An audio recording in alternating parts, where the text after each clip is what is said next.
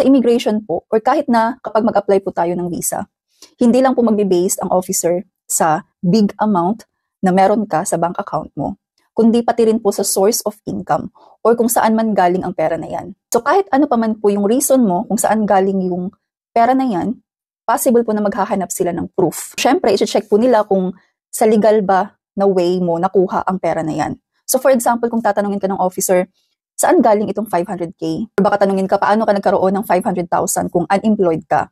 So ngayon, magdadepende sa isasagot mo. For example, kung sasabihin mo or kung isasagot mo na, meron po akong work before and sinisave ko po yung sahod ko, kaya nagkaroon po ako ng ganitong amount. For that, possible na maghahanap ang officer ng proof ng previous employment mo. So pwede kang mag-provide ng company ID before, yung company ID mo sa trabaho mo dati, or salary slips. Example naman, sabihin mo na galing po ito sa boyfriend ko, galing po ito sa girlfriend ko, or sa family ko, possible po na maghahanap sila ng proof of sponsorship. So since yung pera mo ay galing sa ibang tao, matatawag na po yun na sponsored ka or sponsored ang travel mo.